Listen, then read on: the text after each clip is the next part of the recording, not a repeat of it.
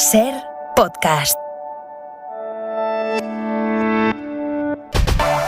Cosas que le interesan a todo el mundo, a la gente de bien, que diría Feijóo, y a la gente de todo tipo. A día de hoy, cuando un joven de un pueblo o de una ciudad pequeña tiene que irse a estudiar a otra ciudad, el bachillerato, la carrera o FP, si por renta o por situación familiar tiene derecho a una beca de matrícula, recibe también lo que se llama una beca de residencia, que es un dinero con el que se le ayuda a pagarse el alquiler, el transporte, las cosas más básicas de vivir en la ciudad a la que haya tenido que irse para poder estudiar lo que quería estudiar. Bueno, esa beca de residencia era hasta ahora de 1.600 euros al año.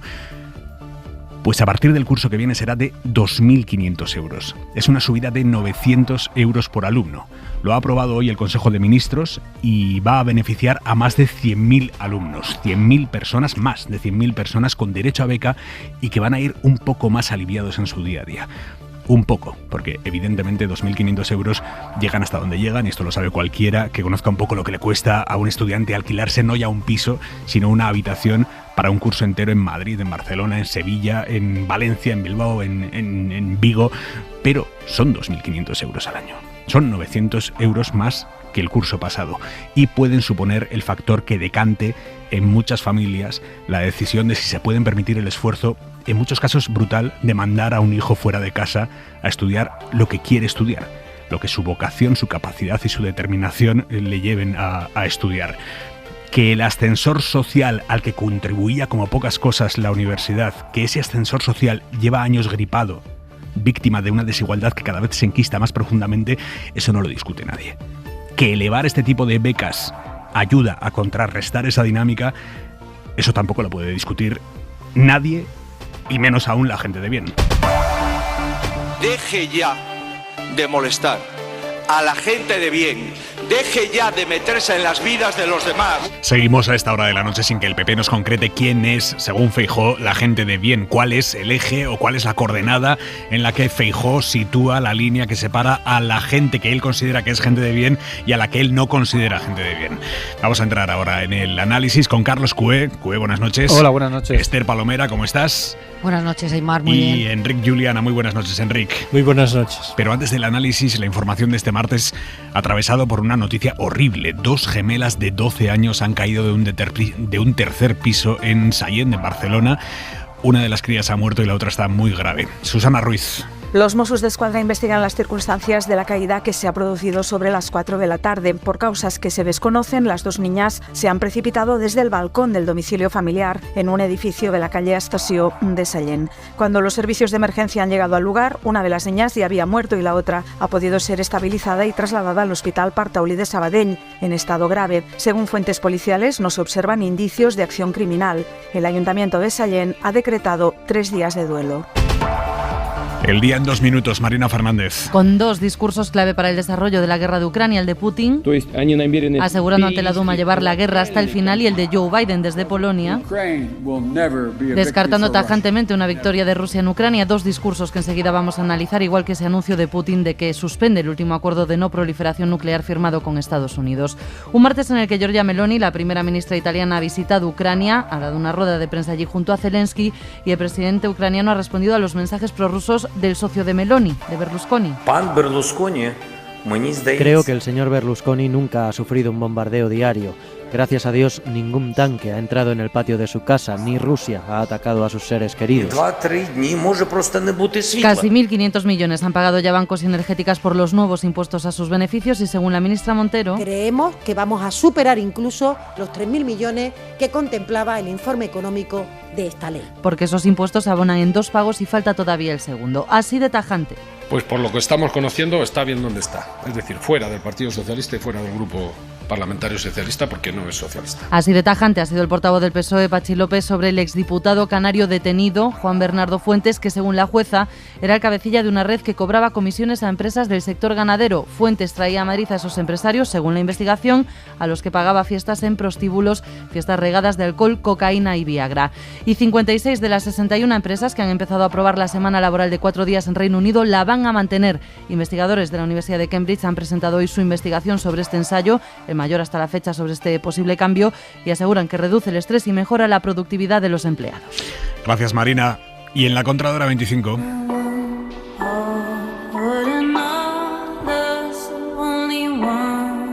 Javois, buenas noches. ¿Qué tal, Aimar? Buenas noches. ¿Quién será esa gente de bien de la que habla Feijóo? Tengo una teoría. Dime. Una subfamilia de los españoles de bien que ya definió hace unos años Rocío Monasterio, cuando además le preguntaron explícitamente a qué se refiere cuando habla de los españoles de bien. Dijo Monasterio: aquel que se defiende de un asalto en su casa. Monasterio entonces lo que estaba haciendo era advertir de la necesidad de que los españoles estuviesen armados. Tengo la feliz sensación de que Feijóo también cree que la gente de bien tiene que defenderse de un asalto, pero en esta ocasión, afortunadamente, solo de un asalto a las ideas propias que quieren condicionar las vidas de los demás. Suele aparecer la gente de bien en casa de los otros para decirles cómo tienen que ser, qué tienen que ser, con quiénes se tienen que casar, cuántos hijos tienen que tener. Solo hay que echar la vista atrás para saber dónde y cómo se concentraban los españoles de bien. No es casualidad que la expresión le haya salido a Núñez Feijóo mientras hablaba de la ley trans, porque es en materia social donde la gente de bien quiere en exclusiva un orden moral propio para el que no dudan en agitar metafóricamente la pistola de la que hablaba, sin metáforas, Monasterio, para referirse a la defensa de la casa propia. Pero toda esta bondadosa y buenísima gente de bien no quiere defender lo suyo, quiere entrar en lo de los demás. Siempre se ha tratado de aparecer en casa de los demás.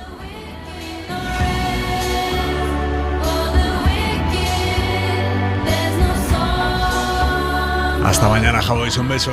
Hasta mañana, Aimar, un beso, chao.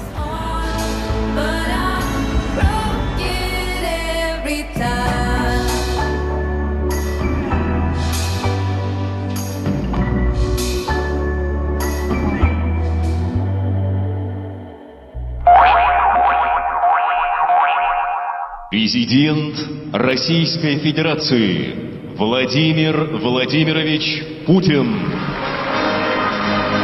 Así ha empezado hoy la sesión en la que Putin ha anunciado que suspende el tratado de desarme nuclear que firmó con Estados Unidos, lo que supone un zarandeo grave a la estructura geopolítica sobre la que se ha basado hasta ahora la contención internacional de una escalada atómica.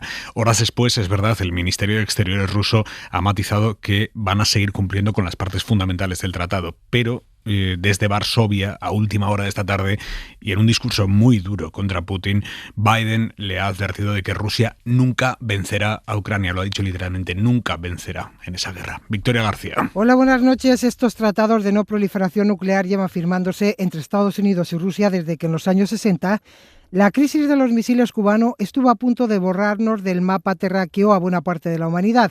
Como vieron que en una guerra nuclear no habría vencedores ni vencidos, sino que seríamos todos perdedores, comenzaron a firmar estos tratados que han perdurado hasta el día de hoy con mayor o menor éxito. No es la primera vez que se suspenden, tampoco que se congelan, no es la primera vez que no dejan entrar a los inspectores al ver los arsenales. Y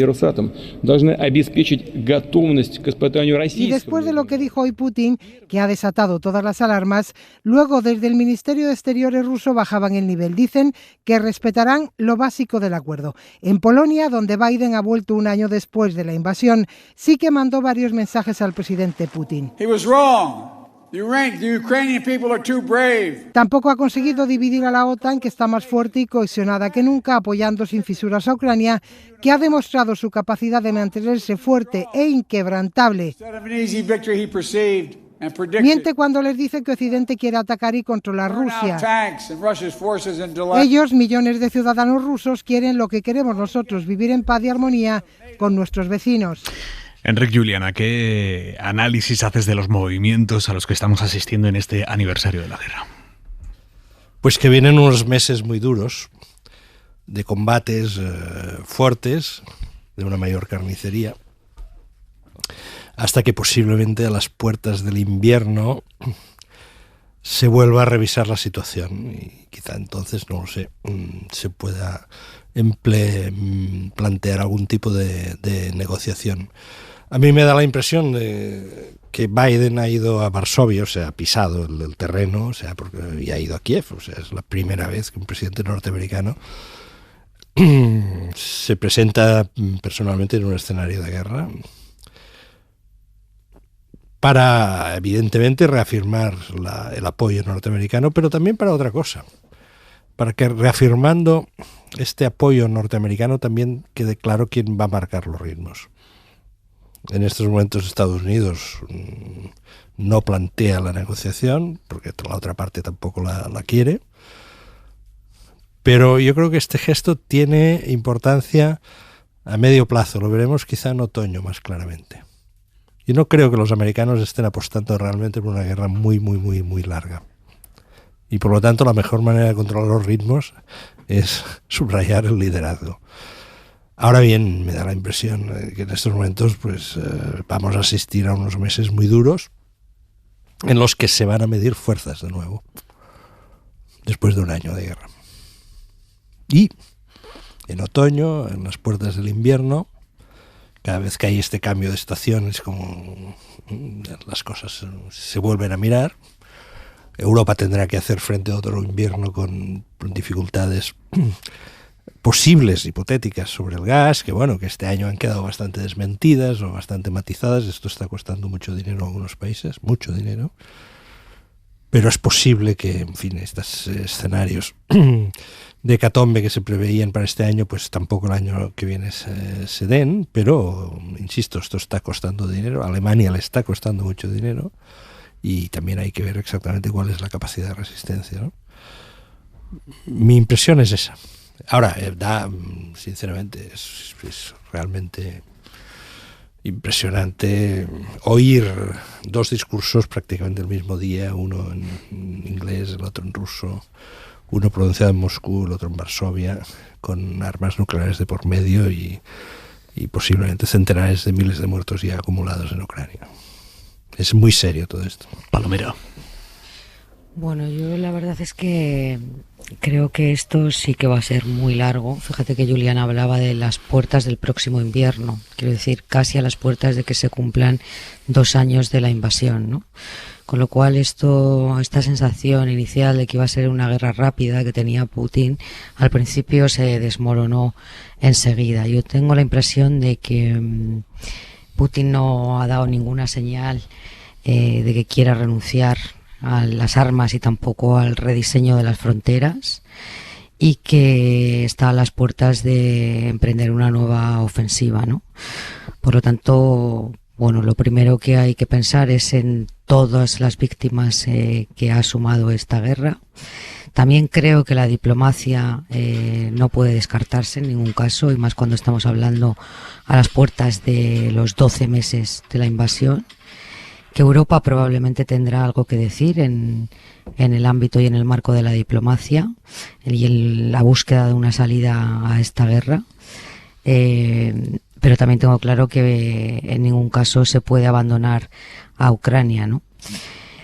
Yo creo que la única forma de seguir afrontando esta situación es manteniendo la unidad que hasta ahora Europa, la OTAN y los Estados Unidos han demostrado frente al inquietante panorama que nos ha mostrado Putin. Pero lamentablemente es muy difícil tener un mínimo optimismo en la salida de esta crisis. A mí me parece muy interesante ver la sucesión de hechos en las últimas 2 semanas en lo que está pasando en Europa y lo que ha pasado con la aparición de Estados Unidos en la jugada, ¿no? Hace 2 semanas, la cumbre de Bruselas, fue Zelensky allí, estábamos allí. Por supuesto, fue recibido con todos los aplausos, esto que dice Borrell, muchos aplausos y pocas armas, pero es verdad, todos los aplausos, entusiasmo, la rueda de prensa, y yo estuve allí. Bueno, en fin, no, eso no era una rueda de prensa, era un acto de aclamación del héroe Zelensky. Todo esto es así, pero detrás sabemos que en las conversaciones privadas de Zelensky con Scholz, con Macron, el propio Sánchez habló de paz. Hablaron sistemáticamente de la palabra paz, el plan de paz de Zelensky, que obviamente es un plan de paz difícil porque lo que plantea Zelensky es volver a todas las posiciones de hace 7 años, pero es un plan de paz. Se hablaba de la palabra paz. La palabra paz giró en Bruselas bastante en esa reunión. Unos días después tenemos la conferencia de Múnich, donde Macron dice que quiere la derrota de Rusia, pero sin aplastarla. Estoy convencido de que el final de esto no terminará militarmente. Hay que derrotar a Putin, dice Macron, pero sabemos que pero sin aplastarlo, porque la alternativa a Putin es aún peor, lo que habría en Rusia con la caída de Putin. Quiero decir, esto es todo el discurso que se iba trasladando de los líderes europeos, que obviamente es apoyo a Zelensky total, vamos a enviar armas, vamos a enviar tanques, pero hay que pensar en una salida. Y en estas llega Biden, se presenta en Kiev y obviamente se acabó. Toda esta discusión que podemos estar planteando los europeos se acabó porque el discurso de Biden, con esa cosa gestual, además que lo hacen los americanos absolutamente mejor que nadie, ¿no? Esa cosa gestual de decirle a Zelensky hasta donde haga falta, wherever it takes, hasta donde haga falta, el tiempo que haga falta, y Zelensky lo vamos a conseguir. Y se acabó, y por supuesto eso obliga a una reacción de Putin al día siguiente. Yo creo que el discurso de Putin de hoy no es el de un líder fuerte, ni muchísimo menos, pero es el de un líder probablemente acorralado, dispuesto a todo. Ha puesto encima de la mesa incluso esta barbaridad del tratado nuclear. Quiero decir que al final, pues lo que vemos, ya lo hemos visto otras veces, y yo creo que es que al final, efectivamente, lo que decía Juliana es una demostración de liderazgo, llegando allí diciendo, bueno, esto, en fin, están los europeos aquí hablando de unas cosas, pero aquí lo que venimos a decir es esto, viene efectivamente una primavera y un verano durísimo, y aquí está Estados Unidos para apoyar y para hacer una guerra brutal. En fin, yo creo que al final, no sé, evidentemente no hay muchas opciones más que ir detrás, y creo que toda Europa, y creo que Sánchez está en esto, y todos los líderes europeos están más o menos en esto, pero habrá que empezar a hacerse preguntas de, en fin, en todas las guerras hay alguien que tiene que hacer preguntas. ¿Esto cuándo acaba? ¿Hasta dónde llegamos? ¿Esto está bien pensado? ¿La propia visita de Biden de ayer está bien pensada? Realmente, por supuesto, es un gesto de autoridad indiscutible, pero las consecuencias de ese gesto de autoridad son las que esperábamos, son las mejores posibles en un momento así. Pues habrá que preguntarlo, digo, como periodistas, por lo menos. Falta todavía otro actor que creo que hablará estos próximos días, que es China, que va a presentar una propuesta por lo que he leído hoy, ¿no? Su propuesta de salida de esta crisis, ¿no? Y yo creo que sí, que efectivamente, como dices, Carlos, se puede leer efectivamente como ante una posición de algunos países europeos, sobre todo de la Europa occidental. Apoyamos a Ucrania, pero hay que ir pensando una salida, claro, en la búsqueda de una salida. Hay otra Europa que está en otros acentos, que es la Europa del Este, y es una parte de ella, y básicamente Polonia, Varsovia, que en estos momentos está jugando un papel muy importante. Escénicamente, en algunos momentos, aparece como la capital de Europa. O sea, Biden ha ido a Varsovia. Polonia hoy en estos momentos es el principal punto de apoyo de Ucrania, y sabemos que Polonia, el gobierno de Polonia, pues es, junto con los bálticos, junto con otros países del este, pues en estos momentos están más en una línea de mayor dureza. Yo he dicho antes algo que puede parecer contradictorio, es decir, como alguien que efectivamente va con su presencia en Kiev envía un mensaje muy fuerte de solidaridad, de ayuda a Ucrania, que pronuncia el discurso que se ha pronunciado esta tarde, puede interpretarse que en realidad lo que está intentando es tomar el control de la situación, quizá para reconducirla. Y yo creo que es posible que esto sea así. Es posible que esto sea así. Es decir, que Estados Unidos lo que intenta es ejercer el liderazgo para que esta situación, pararla en el momento que ellos, sus intereses, crean que es el momento de intentar pararla. Esta es mi impresión. Y mañana, Ángels en Ucrania. Así ha sonado Kiev esta noche, donde Ucrania asegura que las estaciones y las carreteras están colapsadas por la cantidad de gente. Cuando se cumple un año del inicio de la guerra, Hoy por Hoy viaja a Ucrania y recorre el país para hablar con su gente y conocer la última hora del conflicto. Estamos en la estación de Lviv, uno de los puntos fundamentales. Este miércoles, Hoy por Hoy desde Lviv, con Ángels Barceló. Cadena SER, la fuerza de la voz. Y aquí en España hoy la tarde ha sonado a precampaña de alto voltaje ideológico. Si por unos trenes mal medidos cesan los altos cargos del Ministerio de Infraestructuras, aplicando la regla de 3, dado que usted es un doctor en económicas, ¿debería de dimitir los autores de la chapuza de la ley del solo sí es sí? Porque además de hablar hay que invertir. Mire, en 7 años de gobiernos del Partido Popular, la cantidad licitada y adjudicada para trenes de cercanías o de media distancia fue, señoría, de 0 euros. En menos tiempo, en la mitad de tiempo, como presidente del Gobierno, señorías, hemos licitado 3.500 millones de euros para renovar el parque con 345 unidades. Este Gobierno defiende a la mayoría social de este país y ustedes defienden a los de siempre, a los de arriba. Mire, señor Sánchez, ¿de verdad que usted va a seguir presumiendo de subir el salario mínimo interprofesional? No, no. El salario mínimo lo suben las empresas. Usted se queda con un tercio, del salario mínimo en el Ministerio de Hacienda, señor Sánchez. Usted se queda con un tercio del salario mínimo y los trabajadores le pagan a usted un tercio de ese incremento del salario mínimo. Pero mire, para su información, señoría, por supuesto que el Gobierno de España tiene potestad de fijar el salario mínimo interprofesional. Con este Gobierno lo hemos subido durante todo este tiempo 344 euros al mes. Cuando ustedes estaban en el Gobierno se subió solamente 94 euros durante los 7 años. Le he hecho 3 preguntas sobre la ley trans y es revelador que usted no me ha querido contestar ninguna. ¿Usted está realmente de acuerdo en cómo su ley va a afectar a los criterios de paridad? ¿En cómo su ley va a afectar a los procedimientos de violencia machista? ¿En cómo su ley va a afectar a los espacios de intimidad? Lleva usted 2 leyes. Termine ya, la señoría. ley del solo sí es sí y la ley trans por la que usted pasará a la historia. Por eso, deje ya de molestar a la gente de bien. Deje ya de meterse en las vidas de los demás. Muchas gracias, señoría. Nunca imaginé, señorías, que el reconocer derechos a minorías, en este caso al colectivo trans, fuera molestar a la gente de bien, señor. Nunca lo imaginé.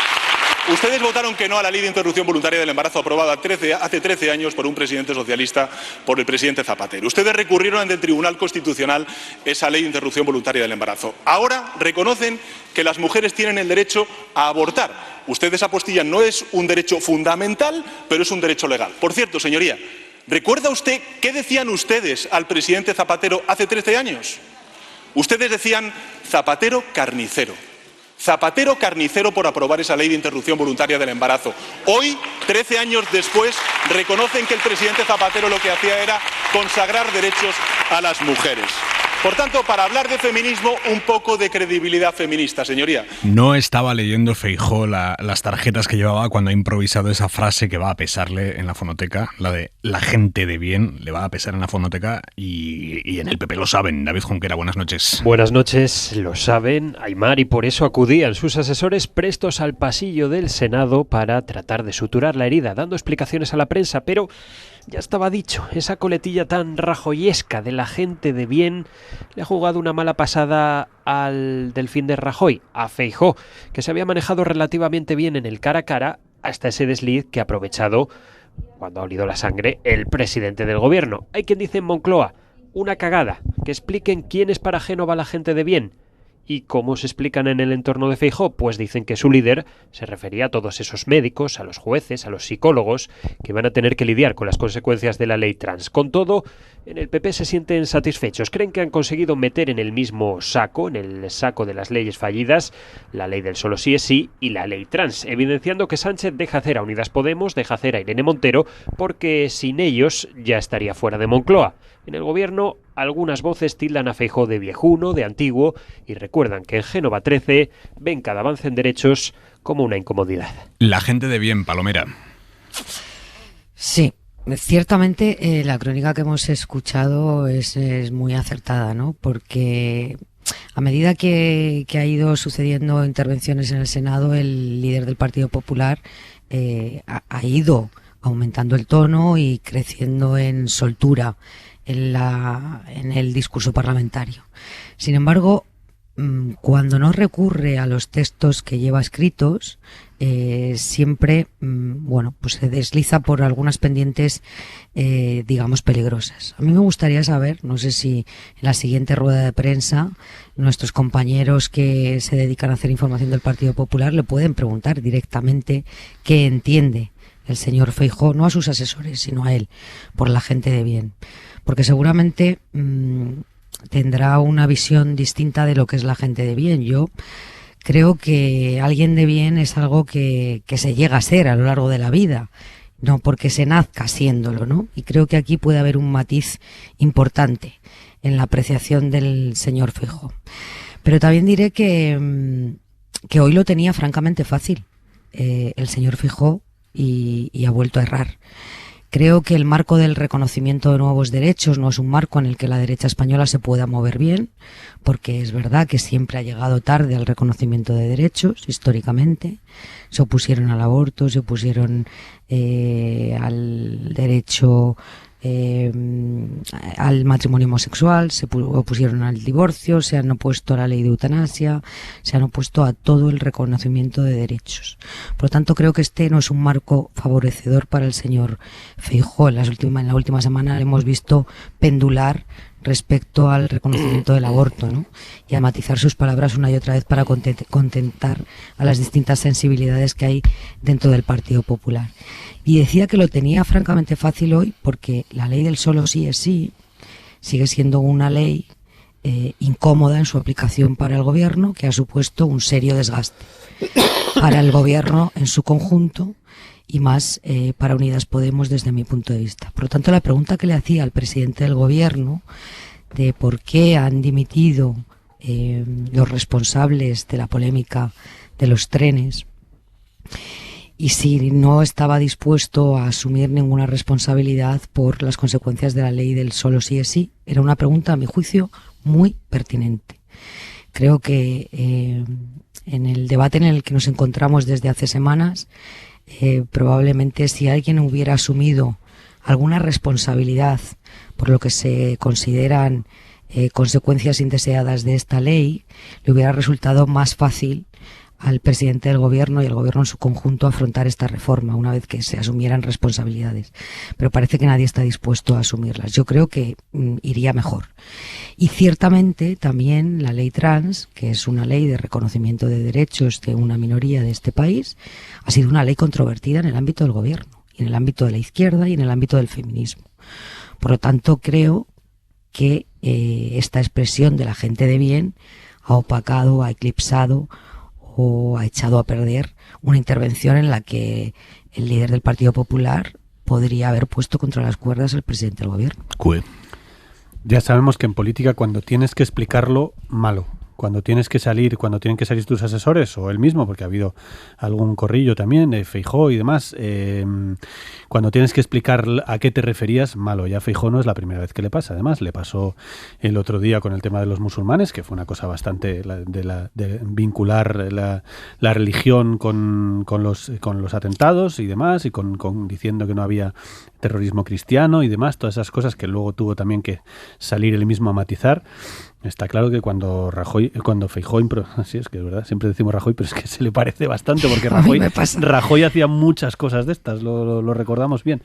Metía muchísimo la pata, bueno, hay una larguísima historia de Rajoy metiendo la pata y sus asesores se volvían locos porque al final, ¿qué pasaba? Porque por eso Rajoy al final daba tan pocas ruedas de prensa y por eso prefería los discursos parlamentarios, porque los discursos parlamentarios, no digo que sean exactamente leídos, pero sí es una cosa que puedes pensar el día siguiente, en fin, memorizar, trabajar, tener claro lo que quieres decir, y en las ruedas de prensa hay que improvisar. Y Rajoy cuando improvisaba metía mucho la pata y por eso le ponía tan nervioso los canutazos, esas improvisaciones ahí en un pasillo. Hoy es más raro porque era un debate parlamentario, no es una cosa precisamente improvisada. Pero claramente se le ha notado, más conociendo un poquito a Feijóo, el tono claramente es sobre una improvisación y efectivamente no está en las notas, luego nos lo han dicho, pero luego lo que explicaban es que se refería cuando con la gente de bien, se refería a la gente de bien que está en contra de esta ley. Que esto es un añadido que, bueno, lo puedes entender o no, que dicen que hay muchos médicos que están en contra de esta ley, que creen que esta ley no tiene mucho sentido. En fin, esto es un apaño para intentar ajustar una forma de hablar que no es la forma, que es una forma de hablar que a lo mejor puede ser una forma de hablar esta de la gente de bien, la gente de orden, estas cosas, que puede ser una forma de hablar entre amigos, en una comida, en determinados ambientes, pero que llevado al Parlamento es horroroso, porque automáticamente te viene a preguntar ¿y cuál es la gente que no es de bien? Evidentemente Feijóo se acaba de meter en un berenjenal tremendo porque habrá un montón de gente que se sentirá aludida, la que probablemente él no querría aludir, que se sentirá aludida y dice, pero entonces yo si estoy a favor de esta ley no soy gente de bien, ¿cómo es esto? Si es que a mí esta ley me parece bien y yo me considero gente de bien. Es un despropósito, gente de bien es una cosa que en política no puede valer porque no es inclasificable. Yo creo que Feijóo mete la pata más de lo razonable cuando improvisa, pero dicho eso, estoy de acuerdo con Palomera en que tenía espacio, lo cual es aún más llamativo. Tenía espacio para hacer política de oposición porque el gobierno está pasando unas semanas complicadas, con lo cual es más inexplicable. Juliana. Bueno, a mí me parece que los debates parlamentarios están tan tecnificados, todo lo que se dice está tan estudiado, pasa por tantos filtros, que cuando sale alguna expresión genuina, que ves que es un reflejo del alma, que es pensamiento profundo, hombre, llama mucho la atención. Es lo que tiene el lenguaje, ¿no? Todos vamos sabiendo ya cuáles son las reglas, en cualquier conversación, sea pública, privada, todos sabemos que hay un código, y cuando este código presenta una fisura y sale el alma, eso llama la atención. En eso consiste la comunicación humana, ¿no? Y pienso pues que eso ha funcionado así esta tarde en el Congreso, y que la gente de bien de Núñez Feijóo se coloca a la derecha del Casino de Pontevedra, que es donde el hábitat en el que se movía mentalmente Rajoy. Es decir, que Rajoy no estaba tan a la derecha en estos temas, y que esto va a absorber bastante el debate público durante unos días. Y efectivamente, sí, en un momento en que posiblemente el centro derecha pues estaba en condiciones de plantear esta batalla de otra manera, pero el alma a veces habla sola. En esa sesión de control en la que han hablado las almas, Sánchez le ha restregado a Feijóo los WhatsApps que le mandaron a Casado cuando eran altos cargos de Casado, algunos de los que ahora son altos cargos de Feijóo. Le agradezco, se lo digo en serio, presidente, estas sesiones de control hacia mí. Son un entrenamiento interesante, pero se ven en la oposición, pero tranquilos, cada cosa a su tiempo. Y yo, mirándole, señoría, entiendo que pues cuando se sienta en su escaño, lo que pida es cierto calor por parte de sus compañeros de escaño, como el que tiene, por ejemplo, a su lado, al señor Maroto, ¿no? Y que le diga cosas como la siguiente: Alberto, siempre ganas cuando además de con la cabeza hablas con el corazón. Hoy lo has hecho, enhorabuena. Señor Feijóo, le recomiendo una cosa: cuando se levante, mire a ver si siente algo en la espalda. En esta semana en la que se cumple un año de la defenestración de Pablo Casado, Mariela Rubio, la periodista de la SER que cubre toda la información relacionada con el PP, se ha preguntado, un año después, ¿dónde está el PP? No físicamente, ideológicamente, ¿dónde está el PP? Aunque el dónde está físicamente también tiene relevancia informativa respecto a la época de Casado. Mariela Rubio. El Partido Popular sigue en el mismo lugar, en el número 13 de la calle Génova de Madrid, porque el nuevo líder del partido, en la que fue su primera decisión ejecutiva, paralizó la venta de la sede iniciada por su predecesor. Pero sin moverse de sede, otras cosas han cambiado en el cuartel general de los populares. En lo orgánico, el actual líder del PP ha dado mayor libertad a los territorios y ha seguido una política de mínima injerencia en campañas y listas, todo lo contrario a la dirección anterior. Bueno, mire, yo creo que Benzema, cuando recibe el pase de Modric, para él es más fácil meter goles. Hablaba así de amargamente tras la mayoría absoluta de Moreno en Andalucía, un Fernández Mañueco que concurrió a sus elecciones con Casado como líder. Pero el principal cambio del nuevo partido es el poder total de Isabel Díaz Ayuso. Génova ha dado vía libre a la baronesa en una alianza estratégica no exenta de tensiones. Para los menos afines al nuevo líder del partido, lo que hace con Ayuso no es respeto, es entrega. Querida Isabel, y el alcalde de Madrid ha aceptado que la mejor compañía que puede tener es Ayuso. Una palabra, absoluta. Frente a su predecesor, Feijóo ha tratado de huir de la llamada guerra cultural, orillando los asuntos más ideológicos para no espantar al votante socialista. De hecho, la actual dirección ha renunciado a celebrar una convención ideológica para actualizar las líneas maestras del partido.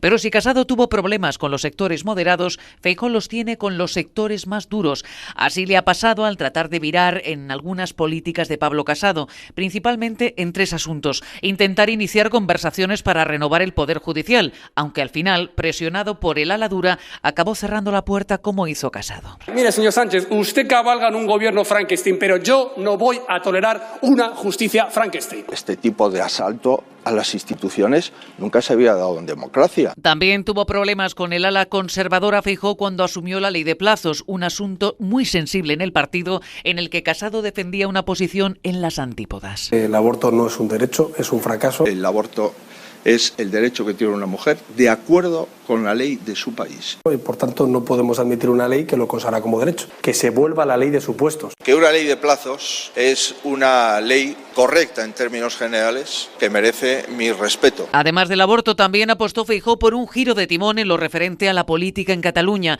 en el asunto de la lengua o los símbolos, quizá el tema en el que hay una diferencia más palmaria, al menos en el discurso, con la era Casado. Que nos oigan bien, Cataluña es libre porque es española y lo seguirá siendo a pesar de los indultos y las mesas de la vergüenza. La bandera de Cataluña no es de ningún partido político. No hemos venido aquí a molestar a nadie. ¿Se puede tolerar que haya profesores con instrucciones para no dejar ir al baño a niños porque hablan en castellano? Que inicie el procedimiento para aplicar el artículo 155. Nadie en el resto de España tiene derecho a molestarse porque haya catalanes que decidan hablar en catalán. Basta ya. Ya está bien de impunidad con los golpistas. Cuando venga a Cataluña voy a hablar del crecimiento de la economía catalana y no voy a hablar de sedición. Voy a hablar del empleo y no de aquellos que incumplen las leyes y no de los políticos fugados a Cataluña. Traeremos a Puigdemont al Tribunal Supremo aunque tengamos que viajar hasta el último país de Europa para exigir respeto a nuestra justicia. Me interesa mucho más que vengan las empresas a Cataluña que algunos políticos que no quieran estar en Cataluña. Recuperar el músculo en Cataluña es prioritario para la estrategia electoral de Núñez Feijóo.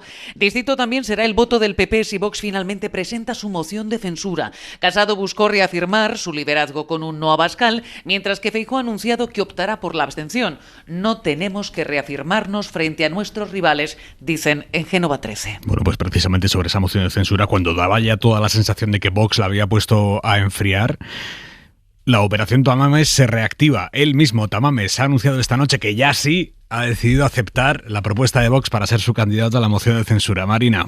Una moción que Vox quiere registrar en el Congreso con margen para que se vote antes de las autonómicas y municipales. Tamames, de 89 años, exdiputado del Partido Comunista, ha llegado a un acuerdo con Vox para ser su candidato en esa moción. Lo confirman fuentes del entorno del economista a la agencia Europa Press y su intención, explican, es hacerlo público mañana oficialmente.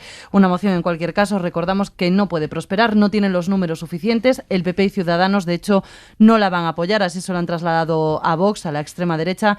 Le recriminan, de hecho, que el movimiento vaya a beneficiar, creen, al gobierno, a Pedro Sánchez, por la imposibilidad de que salga adelante. Creo que te leí a ti, Enric, una frase que me pareció muy atinada sobre este asunto, que es: a una persona como Tamames, de su trayectoria política y también, por qué no decirlo, de su edad, todo el respeto del mundo. A partir de ahí, también él debería no perderse el respeto en esta operación.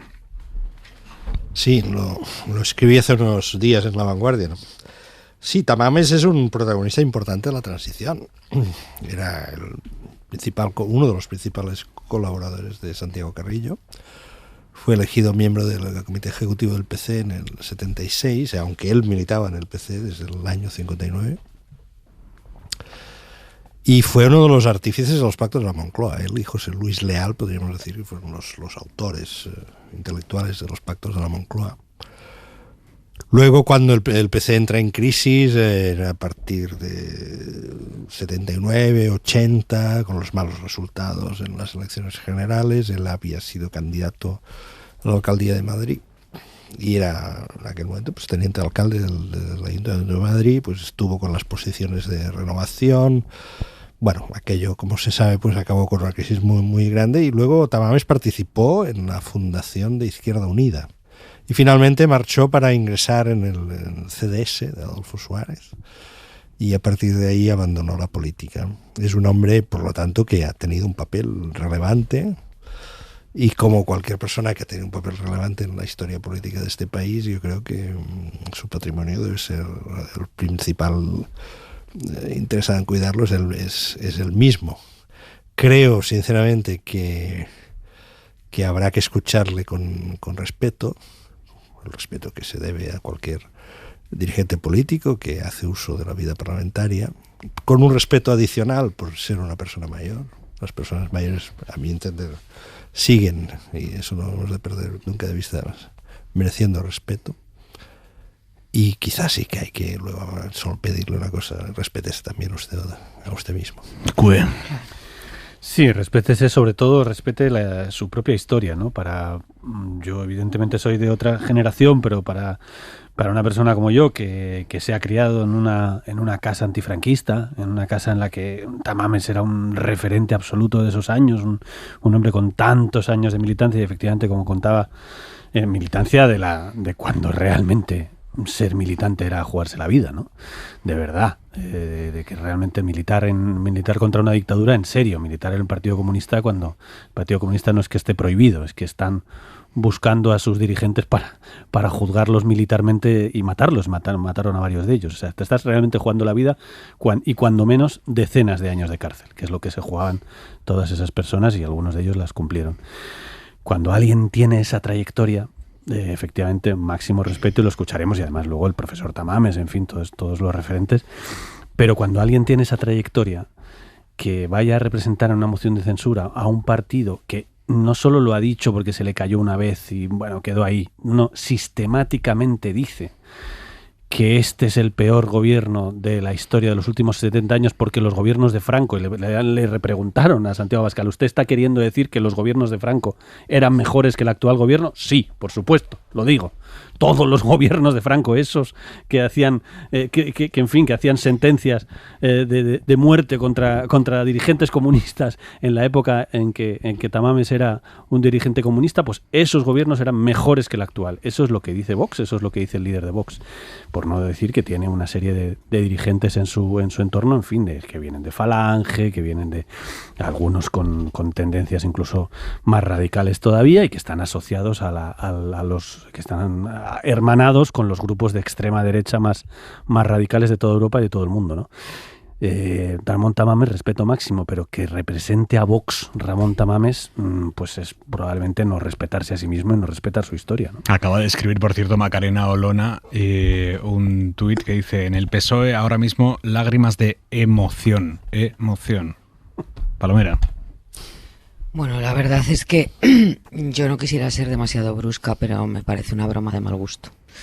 Me cuesta imaginar cómo pueden articular sus intervenciones el resto de portavoces parlamentarios cuando escuchemos la primera exposición, que yo seré la primera, como dice Juliana, que escucharé con respeto la intervención del señor Tamames.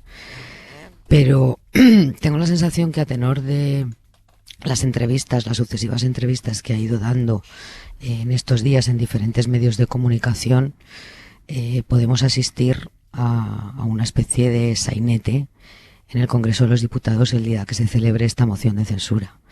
Y efectivamente esto tiene que ver con el respeto que uno siente por sí mismo. A menudo, y además creo que lo vemos periódicamente, cuando los políticos se pierden el respeto a sí mismo, es difícil que tengan respeto por las instituciones, por la democracia y por lo que representa este país. En primer lugar, creo que Santiago Abascal no respeta a Ramón Tamames al haberle propuesto esto, y desde luego él no siente ningún respeto por las declaraciones que ha ido encadenando en estos días, ni por la democracia española, ni por la historia que él mismo ha vivido y que todos conocemos en este país. A mí me produce cierto bochorno, de verdad, anticipado antes de asistir a ese pleno. Pero no sé, insisto, cómo pueden enfocar los diferentes portavoces sus intervenciones, y tampoco sé qué tipo de crónica podemos hacer los cronistas parlamentarios ese día. De verdad, no voy a ir más allá, pero creo que vamos a asistir a una burla de grado superlativo. Pues no lo sé. Vamos a asistir pues a una persona de 89 años con una gran... Ya, pero si no es por la edad, con una fuerte tradición Enrique política, sí, con una carrera académica importante, que va a exponer su visión del país. Parece pues previo pacto con Vox. Será interesante saber exactamente este acuerdo. ¿De qué manera representa Vox? Bueno, previo pacto no, con Vox, Enrique, es mucho decir, porque él mismo ha dicho. No, pero esta es la información que hay en este momento, es que han acordado, que están de acuerdo en presentarla, por lo cual quiere decir que han estado. Él ha dicho en varias entrevistas que él no representa a nadie. No, ya, pero fíjate, ¿de qué estamos hablando? Pero es que la moción de censura en España, como todos sabemos, la presenta un partido político. Como todos sabemos bien, la presenta un partido todos político. Y que además exige una deliberación profunda. O sea, no es como en otros países en los cuales se presentan muy a menudo mociones de censura. Es para tumbar al gobierno y punto. Te censuro y si gano, pues el gobierno queda... Tiene que dimitir y convocar elecciones. Sí, eso es. En otros países funciona así. Aquí y según cómo... Aquí hay un nuevo presidente. En Portugal es distinto, porque va el primer ministro censurado, pues ha de ir a ver al presidente de la República y este decidirá si convoca o intenta... Sí, pero la mayoría de los países efectivamente es una destitución. Pero en cambio en España es una constitución. Exactamente. Es que hay que presentar un programa de gobierno y hay que defenderlo. Y es más, hay que defenderlo durante un día y medio, con intervenciones continuas de los distintos grupos parlamentarios, con el derecho del presidente censurado a intervenir cuando desee, etcétera, etcétera. Es un debate complejo que exige bastante, ¿no? Pues vamos a ver, no sé, es algo nuevo. Yo creo que la novedad va también a incrementar una cierta pues atención pública sobre esto, y creo que Vox pues arriesga, ciertamente, porque fijaos en una cosa, en estos momentos Vox corre un riesgo. Después de la emisión de un notorio programa televisivo ayer. Salvados, con Macarena Olona con Évole, sí. Él de aparecer como un partido estrambótico.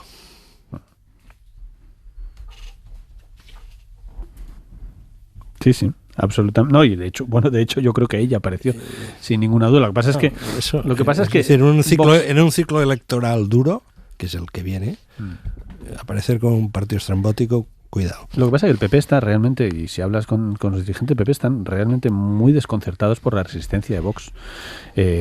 Vox consigue, vamos a ver si efectivamente le sale bien o mal la moción, pero Vox consigue con su protagonismo, con el protagonismo de Castilla y León, con los protagonismos de las diferentes polémicas, Vox consigue aguantar muchísimo más de lo que el PP se hubiera imaginado. El PP después de Andalucía estaba convencido de que Vox entraba en caída libre, y no ha entrado, por lo menos ninguna encuesta detecta que haya entrado en caída libre, y eso que tú dibujas, Enric, no se ha producido todavía, porque si se hubiera producido, Vox estaría hundiendo las encuestas. No está pasando. 14-15% más o menos. Ahí aguanta. Bueno, quien no va a votar ya seguro en esta moción de censura es el hasta la semana pasada diputado del PSOE, Juan Bernardo Fuentes, que ahora mismo está detenido.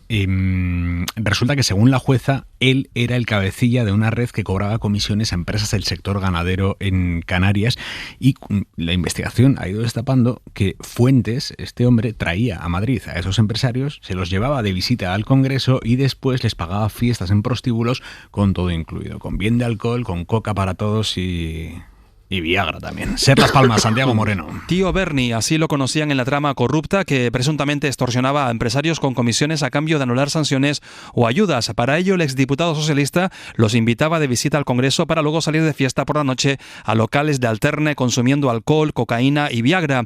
Juan Bernardo Fuentes se fue detenido ayer en su domicilio de Fuerteventura y mañana comparecerá ante la jueza de Santa Cruz de Tenerife, que investiga este caso por el que han sido detenidas otras 12 personas. Entre ellas está el otro supuesto cabecilla, el general retirado de la Guardia Civil, Francisco Espinosa Navas, en prisión provisional, quien llegó a pagar 44.000 euros a un empresario para facilitar una inversión en el archipiélago que no se produjo. Los detenidos están investigados por posibles delitos de cohecho, tráfico de influencias, blanqueo de capitales, falsificación de documentos y pertenencia a organización criminal. Por lo tanto, este hombre mañana declara ante la jueza, veremos qué sale de ahí. Y mañana termina la visita a España de la delegación de eurodiputados que vienen a controlar o a fiscalizar el uso que se está haciendo aquí del dinero europeo del Plan de Recuperación.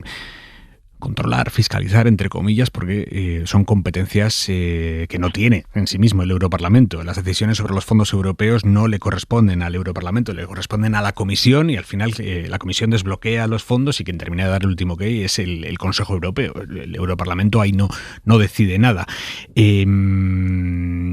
En todo caso, lo que podrían hacer sería criticar en algún informe el uso que se está haciendo del dinero, pero sin ningún efecto práctico. Y de hecho, si lo hicieran, colisionarían con lo que hemos visto hasta ahora por parte del resto de las instituciones europeas, que es la Comisión autorizando hasta 3 pagos, el tercero la última semana, y el Consejo Europeo avalando esos pagos, le queda por avalar el tercero. Y esta delegación europea que ha venido a España es puramente política. Es mayoritariamente española, además. 7 de los 10 componentes, 7 de los 10 eurodiputados que forman esta delegación son españoles. Así que esa idea de vienen de fuera a fiscalizarnos, bueno, no. vienen españoles a ver lo que se está haciendo, en España. Lo que se está haciendo además con unos pagos muy concretos, con el primer pago, porque contaba muy bien el otro día Nacho Alarcón en el Confidencial que estos eurodiputados teóricamente su función es analizar lo relacionado con el primer pago, el de 2021, el de los 10.000 millones de euros, porque ellos, los eurodiputados, están trabajando en la elaboración del informe de descargo del presupuesto de aquel año. Así que teóricamente deberían centrarse en ese pago. Pero todo esto son cuestiones que te enteras solo si llegas al sexto párrafo y te lo pones a leer.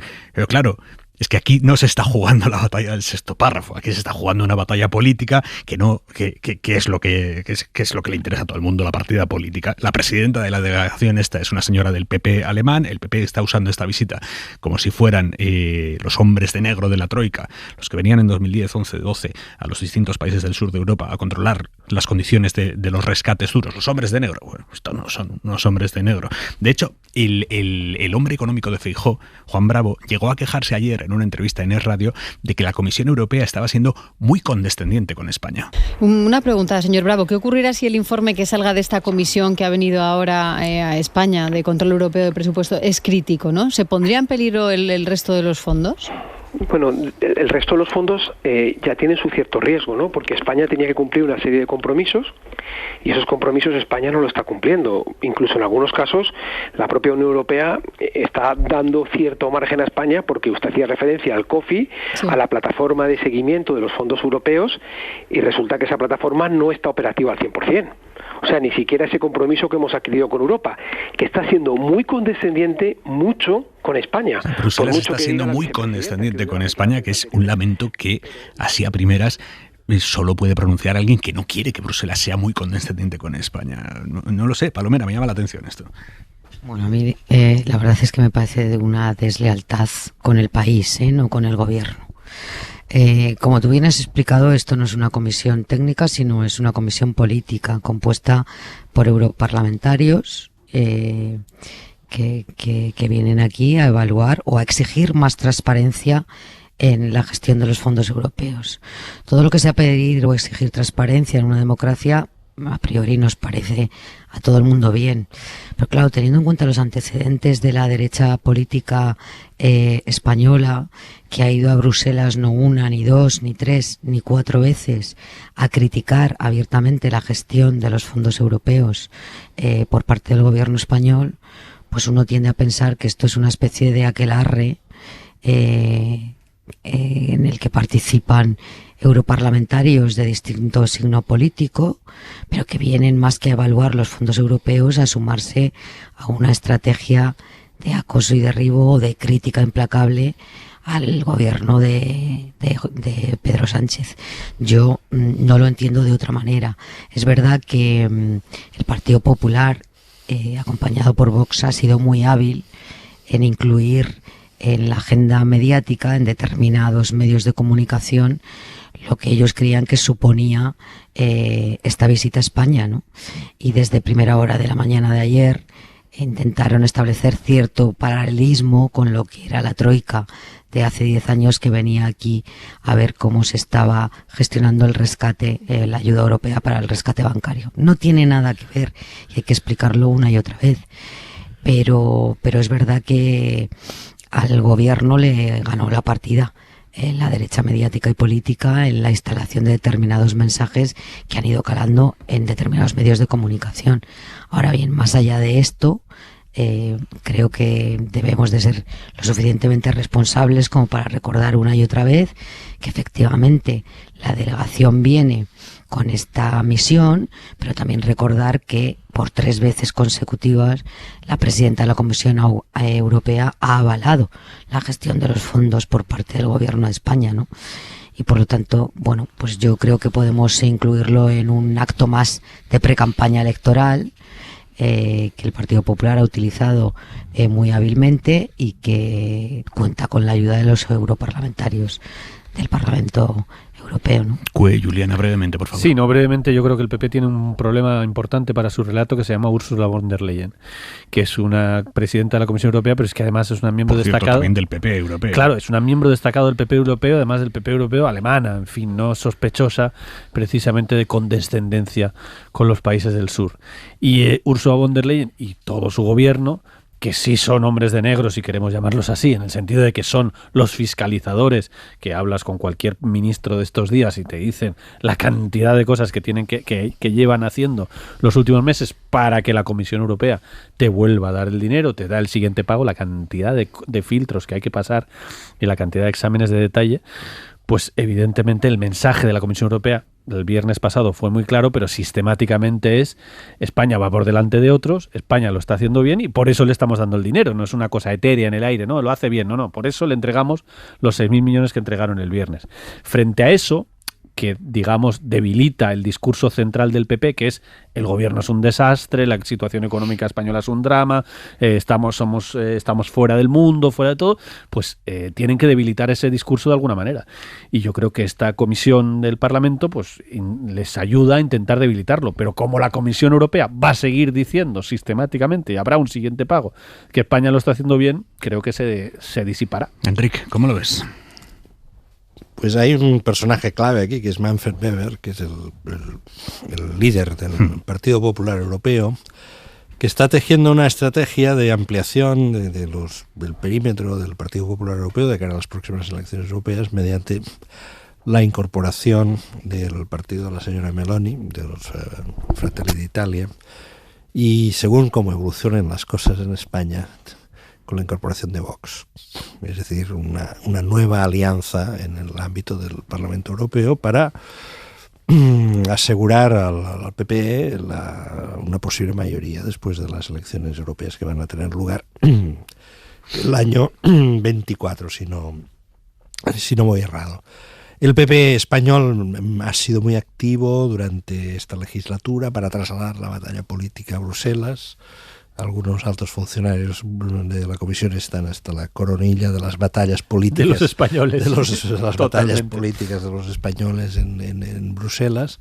Y bueno, fruto de esa dinámica, pues esta comisión. Solo añadir una cosa: los hombres de negro jamás han venido a España, jamás. Los hombres de negro eran el representante de la Comisión Europea, el representante del Banco Mundial y el representante del Fondo Monetario Internacional, y el representante del Banco Central Europeo, que concedían préstamos de rescate, los concedieron a Grecia primero y los concedieron después a Portugal. Y efectivamente, cada X tiempo viajaban a Atenas y Lisboa y fijaban sus condiciones, que fueron durísimas para ambos países. España tuvo la fortuna, y Mariano Rajoy nos podría explicar cómo se fraguó esa fortuna, de que no fuese intervenida, por lo tanto no vinieron. Y ahora decir que vinieron los hombres de negro simple y llanamente es mentir. Pasa que la mentira se ha abaratado mucho en este país. Mariano Rajoy, lo reivindica como su gran decisión política, evitar eso. Hora 25. Aimar Bretos. A partir de marzo se podrán pedir en la web del Ministerio de Educación las becas de residencia. Las becas de residencia para los estudiantes que salgan de casa a otras ciudades para estudiar la carrera, FP, bachillerato, lo que sea. A partir del curso que viene, esa beca será de 2.500 euros. 900 más que hasta ahora, que es de 1.600, 2.500 euros. Es una subida sustancial, la ha aprobado hoy el Consejo de Ministros. Pilar Alegría es la ministra de Educación y Formación Profesional. ¿Quiénes se van a beneficiar de esta subida? Pues fundamentalmente muchos jóvenes de pueblo, muchos jóvenes de pequeñas y medianas ciudades. Estamos hablando aproximadamente de 187.000 jóvenes que se tienen que desplazar de su domicilio habitual para estudiar una carrera universitaria o un grado de formación profesional. Y que hasta ahora... ¿Y qué dicen esos jóvenes, los beneficiados por esta subida de 900 euros hasta 2.500? Adela Molina. Los becarios llevan todo el día haciendo cuentas de lo que va a suponer el incremento de 900 euros de la beca de residencia en su ajustado presupuesto. Son cerca de 100 euros más al mes lo que recibes para ayudar a pagar, pues ya sea el alquiler, la factura de la luz y del agua, o para el gasto en comidas. María José estudia logopedia en Murcia, a 40 kilómetros de su casa, que está en Torre Pacheco. Ella destaca que la subida también es un alivio para su familia. Supone un descargo de responsabilidad que te permite centrarte más en tus estudios y tener que tirar menos del esfuerzo familiar, porque tener un hijo en la universidad para la mayoría de familias murcianas, ¿no?, pues supone un esfuerzo más en la cartera. Para Claudia y Pablo, dos gallegos que estudian en Madrid, el no ir tan asfixiados les va a permitir poder disfrutar de vez en cuando de todo lo que se han tenido que quitar por vivir fuera de casa. He tenido que recortar ciertos gastos de ocio, sobre todo salir de fiesta, ir al cine, salir a cenar o tomarme un café en la universidad. Para poder ir a tomar algo un poco más a menudo, incluso realizar algún pequeño viaje. En general, poder invertir algo más en ocio. La única pega que ponen los estudiantes es que además de adelantar la convocatoria de las becas al mes de marzo, se adelanten los pagos que siguen llegando con el curso ya empezado. Pues no se ha notado el ingreso antes. Yo he seguido recibiendo mi cuantía fija en noviembre y mi cuantía variable está empezando a llegarle a mis compañeros. A mí, por ejemplo, aún no me ha llegado. Recibir el dinero a tiempo, recuerdan, puede marcar la diferencia entre seguir estudiando o tener que abandonar. Gracias, Adela. Y sobre dinero, el Tribunal Supremo ha sentenciado hoy que indemnizar a los mayores de 60 con menos dinero que al resto de los trabajadores en un despido colectivo no es discriminatorio. Dice el Supremo que esto no es discriminatorio. Lo ha sentenciado sobre un caso concreto, sobre una empresa, una central térmica, que tras un acuerdo con los sindicatos pagó una indemnización más baja a los empleados más mayores en comparación con la de los despedidos jóvenes. Hay que aclarar que en todos los casos la indemnización estaba por encima de lo que marcaba la ley, pero en el caso de los jóvenes está bastante por encima, en el caso de los mayores de 60 años está menos por encima de lo que marcaba la ley. También hay que aclararlo, eso faltaba, que estuviera por debajo de lo que marcaba la ley. Una de las empleadas mayores recurrió y el Supremo da la razón a la compañía. Entiende que estaba justificada esa indemnización más pequeña para los mayores de 60 años por estar más cerca de jubilarse y por tanto tener más protección.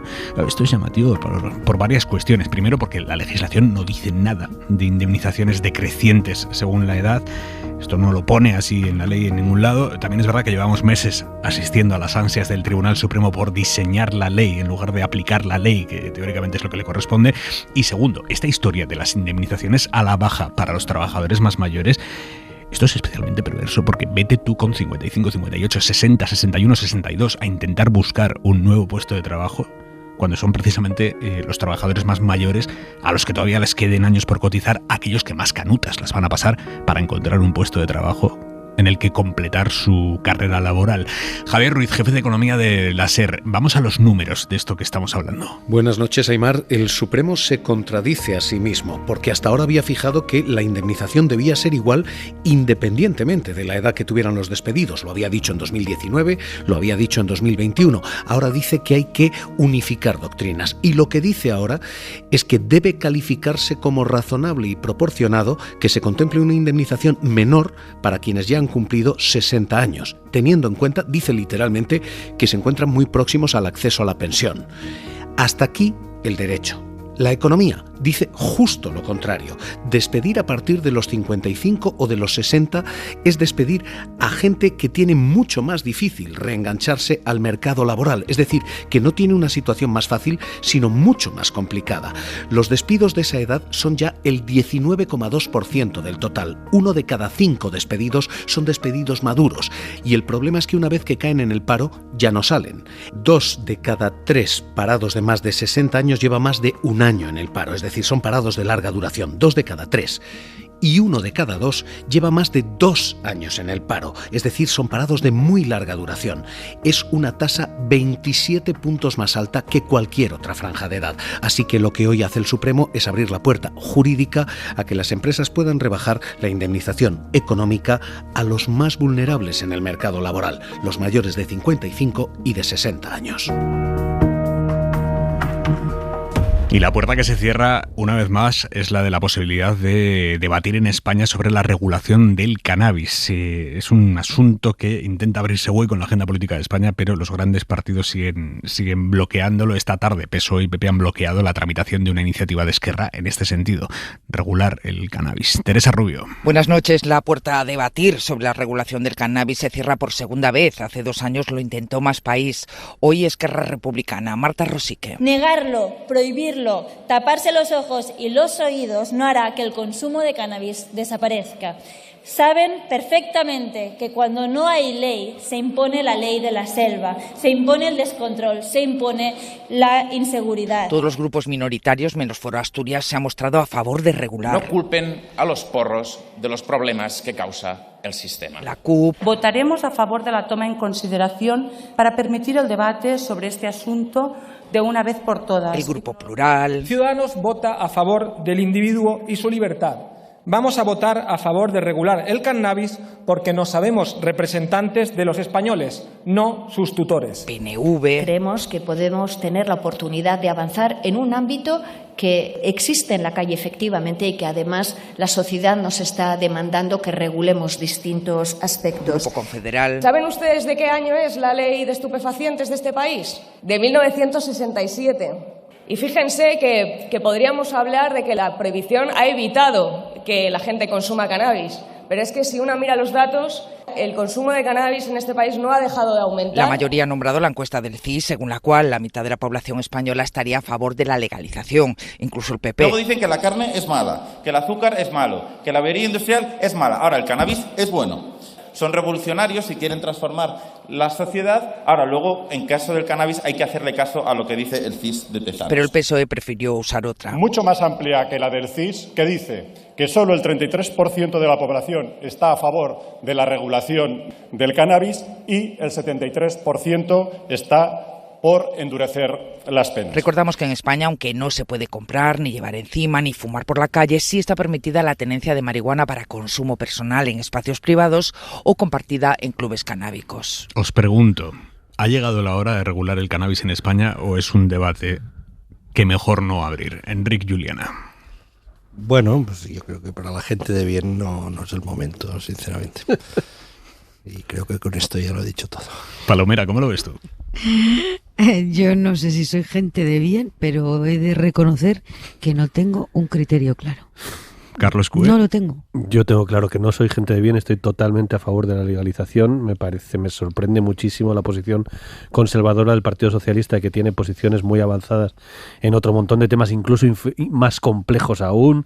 Por supuesto, de eutanasia, la ley trans, todas las cosas que estamos viendo. Somos un referente mundial en modernidad, en muchísimas cosas, y dejamos que países como Uruguay, cuando estuve de corresponsal allí, hice reportajes sobre la experiencia de Uruguay, donde se venden las farmacias, no ya pasa absolutamente nada, es una cosa, en fin, ha funcionado espectacular. ¿Por qué entiendes, Carlos, que la modernidad es igual a consumir cannabis? No, porque la modernidad lleva hacia...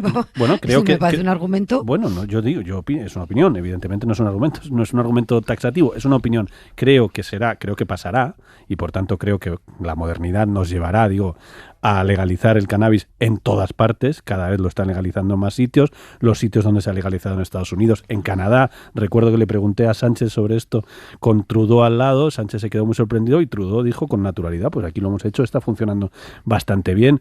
Hay países muy avanzados que lo están haciendo sin mayores problemas y es algo que está en la calle, es de la normalidad más absoluta y llegará y tendremos este debate dentro de unos años y diremos, ¿por qué tardamos tanto? Ya verás. Bueno, esta noche quiero que profundicemos en algo, un efecto colateral de la guerra del presidente de El Salvador, Nayib Bukele, contra las maras, que son las organizaciones criminales que controlaban zonas enteras de ese país mediante extorsión, mediante tortura, violencia, asesinatos. Bukele ha lanzado un ataque brutal, con métodos también brutales, contra las dos potentes maras, las organizaciones criminales allí, que son la Mara Salvatrucha y Barrio 18. Estas han quedado muy mermadas en El Salvador, pero se está produciendo una huida de sus miembros hacia países, en principio del entorno, pero también a España. Hoy publica el periodista del País, Jacobo García, que la policía ha desarticulado el intento de una de estas pandillas de instalarse en España, concretamente en Barcelona. Jacobo García, buenas noches. ¿Qué tal? Buenas noches, Aymar. Exactamente, ¿qué es lo que ha desarticulado la policía? Bueno, pues has articulado una pequeña célula, por entendernos de alguna forma, en el que la conformaban 15 personas, casi todos de ellos centroamericanos, y que pertenecían a la 18, al temido barrio 18 salvadoreño. Estaban instalados, residían en España y de alguna forma, según me contaba la policía, habían recibido la orden de reactivarse pues tomando posesión de zonas de barrios de Barcelona, a través del comienzo del narcomenudeo, del pequeño contrabando, de extorsión a vecinos, o incluso de pintadas callejeras, toda la parafernalia, como así la define la policía, que lleva acarreada una mara de este tipo y que pretendía implantarse en España, bueno, pues después de que estén huyendo de El Salvador de esta manera, como estabas contando. Voy a volver contigo ahora mismo, Jacobo, para entender lo que se ha hecho en España, esta desarticulación de este intento por instaurar aquí la Mara Barrio 18, pero antes, por darle contexto a los oyentes de lo que está pasando en El Salvador, Sergio Maideu, buenas noches. Hola, buenas noches, Aymar. Sergio es analista internacional, es el hombre al que recurrimos en Hora 25 cuando queremos entender bien América Latina. Estas maras huyen, Sergio, de El Salvador porque Bukele ha conseguido acabar con ellas, aunque para ello haya tenido que cargarse básicamente el Estado de Derecho allí en El Salvador. ¿Exactamente qué ha hecho Bukele? Bueno, ha aplicado unas políticas que no son novedosas en el caso de El Salvador o el resto de Centroamérica que sufre el tema de las maras. Básicamente lo que ha hecho ha sido sacar al ejército y a la policía, con la diferencia en otras ocasiones que lo que ha hecho es detener directamente, intervenir deteniendo a más de 60.000 personas en poco menos de 10 meses, lo cual es algo que no había pasado nunca. Y eso lo que ha hecho básicamente es descabezar y desarticular las pandillas, las maras, en el caso salvadoreño. La diferencia con otros momentos es justamente el haber conseguido reducir de forma significativa los índices de homicidios. En el caso de El Salvador, veníamos del 2015 con más de 100 homicidios por 100.000 habitantes, que es una auténtica barbaridad, y que le ponían en el número 1 del ranking latinoamericano, a las cifras del 2022, que se ha convertido El Salvador en uno de los países con la menor tasa de homicidios de toda América Latina. A costa, Sergio, de costa detener indiscriminadamente a muchísima gente, entre ellos gente que no tenía nada que ver. Sí, pero aquí también hay que mirar un poco cuando empezó Bukele en el 2019, donde ya empezó a laminar un poco el Estado de Derecho en el caso de El Salvador, y justamente lo que ha hecho con la guerra de las pandillas es acabar de difuminar el Estado de Derecho, deteniendo arbitrariamente a muchas personas. Y aquí hay las denuncias de los organismos internacionales y también salvadoreños de derechos humanos justamente por estas detenciones arbitrarias. Detenciones arbitrarias, detenciones que en global suman más del 1% de la población. Estamos hablando de que es un país muy chiquitito y han detenido a 60.000 personas que algunas tienen que ver y otras no tienen que ver con esto. Sí, y más allá de esto también son las repercusiones que tendrá justamente esta nueva forma de intervención en el resto del contexto centroamericano y latinoamericano, teniendo en cuenta que hay otras zonas donde también hay una problemática de inseguridad muy importante. Y teniendo en cuenta que a Bukele le ha salido estupendamente, porque ahora tiene una popularidad que está por los cielos. Sí, aquí se abre un debate a nivel regional e internacional complicado, porque es justamente el precio que se tiene que pagar por una reducción tan importante de la inseguridad. Lo estamos viendo justamente en Honduras, que hace 2-3 meses que la presidenta Xiomara Castro ha decretado también el estado de excepción, replicando el modelo salvadoreño para intentar reducir los niveles de violencia, o en el caso ecuatoriano, que en el último año han habido prácticamente 3 estados de excepción intentando controlar la problemática de inseguridad, de momento infructuosamente, y ya sabemos que el modelo de Bukele podría ser copiado también allí. Sergio Maideu, gracias, buenas noches. Un placer. Jacobo García, explícanos ya más en detalle exactamente qué han desarticulado. Creo que se le llama una clica, ¿no? ¿Qué es una clica?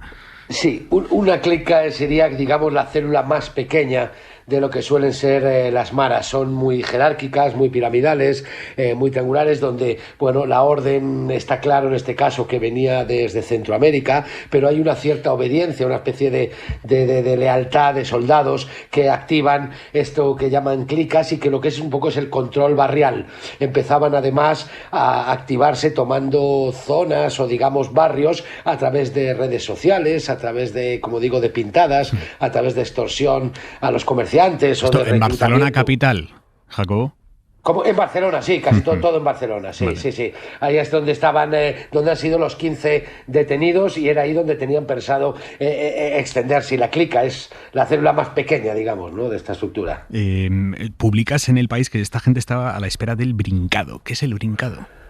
Bueno, el brincado suele ser esos ritos iniciáticos que tienen este tipo de pandillas y que consisten en, bueno, pues en palizas o en incluso en homicidios a personas de bandas contrarias. Eso de alguna forma te habilita para formar parte de una estructura superior y la forma de ir ascendiendo tiene que ver, bueno, pues con la cantidad de delitos que eres capaz de cometer y la valentía que tienes frente al resto de pandillas. ¿Van a por chavales jóvenes o ahí hay de todo? Esto es muy diferente a las pandillas juveniles o pandillas latinas, como se suele llamar, porque estos, primero la edad es un poquito mayor,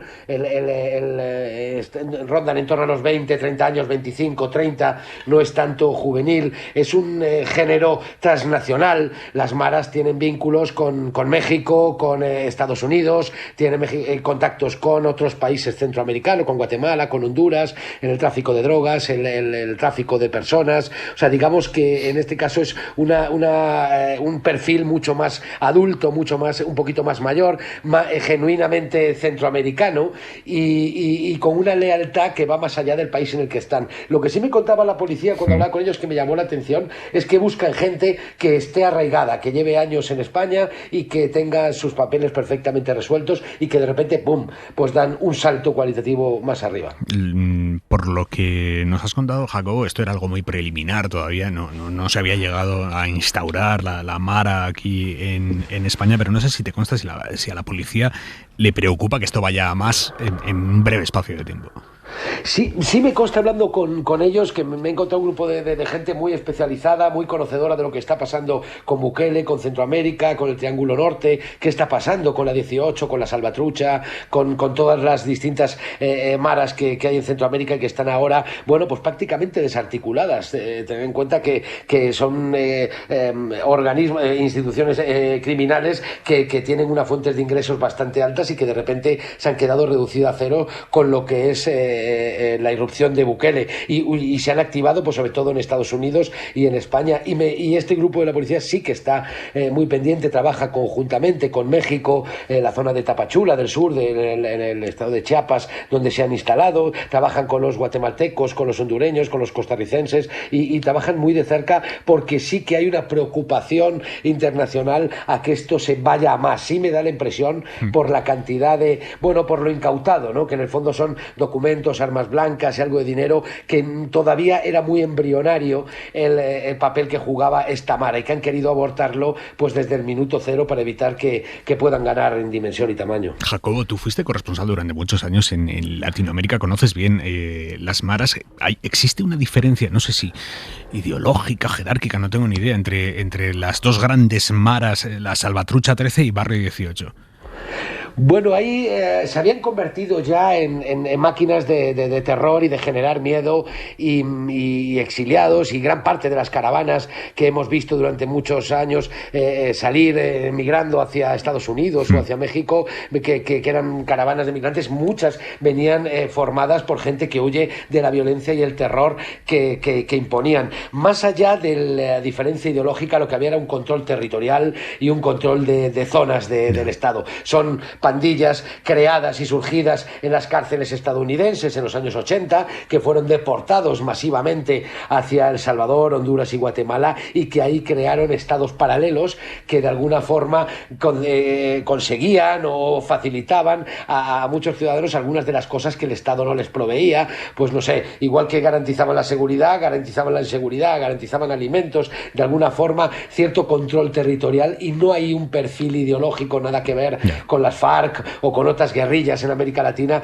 esto se había convertido ya en una máquina y en una organización transnacional de una dimensión enorme que, como contaba antes Sergio, tenía casi 70.000 personas a sueldo. O sea, estamos hablando de una organización realmente grande y voluminosa. Jacobo García, periodista del País, gracias, buenas noches. Gracias a vosotros, un placer. Punto y 25. Joaquín Estefanía. Adiós, muchachos. Hace ya casi un cuarto de siglo que Sergio Ramírez, escritor nicaragüense y vicepresidente de aquel gobierno que derrocó a Anastasio Somoza, una de las dictaduras más crueles de América Latina, escribió Adiós, muchachos, una memoria de la Revolución Sandinista, que dedicó a la guerrillera Dora María Tellez. Allí se adivinaban ya algunas de las costuras que han reventado ahora: burocracia, corrupción, caudillismo, satrapía. La semana pasada, más de 300 opositores políticos a Daniel Ortega, la mayor parte de ellos trozos de aquella revolución, han sido privados de su nacionalidad y les han confiscado sus bienes por traición a la patria. Las memorias de Sergio Ramírez eran las de una utopía que se extendió mucho más allá de las fronteras nicaragüenses y las de una generación que consiguió llevar la democracia al pequeño país centroamericano. La última revolución. Hoy sabemos tristemente que solo fue el derrocamiento de un poder y su reemplazo por otro. Ahora, un Sergio Ramírez ya octogenario, exiliado en España y que debería actualizar sin falta estas memorias, ha declarado que quien sube al poder por las armas termina siendo un tirano. Es la denuncia de la gran traición de Daniel Ortega al sandinismo. Por cierto, Ortega apoya a Putin. Punto y 25. Pues cerramos aquí por hoy. Esther Palomera, Enric Juliana, Carlos Cué. Un abrazo a los tres. Buenas noches. Buenas noches. Descansen hasta mañana. Suscríbete a Hora 25. Todos los episodios y contenidos adicionales en la app de Cadena SER y en nuestros canales de Apple Podcast, Spotify, iVoox, Google Podcast y YouTube. Escúchanos en directo en la SER de lunes a viernes a las 8 de la tarde.